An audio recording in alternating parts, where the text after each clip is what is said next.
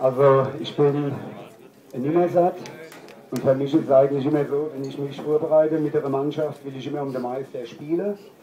Da werde ich auch nie drauf vorbeireden und im Endeffekt, wie gesagt, ist die Mannschaft von Mollauden jahrelang jetzt den Weg gegangen.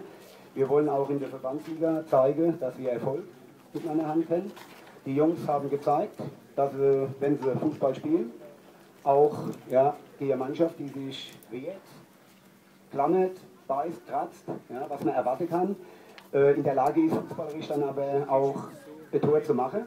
Und das macht mich in der Art, wie das Tor gefallen ist, dann insgesamt etwas stolz. Ich habe es über die Zeitung formuliert, Kaiserslautern könnte ganz gut Oberligist vertragen. Und ich habe mich immer so als Kind der Oberliga bezeichnet, da komme ich her. Das waren die schönsten Jahre in meiner Fußballerzeit. Und ja, wenn es irgendwie möglich sein soll, ist das Ziel von mir, mit Mollauden in die Oberliga zu gehen. Das habe ich schon vor.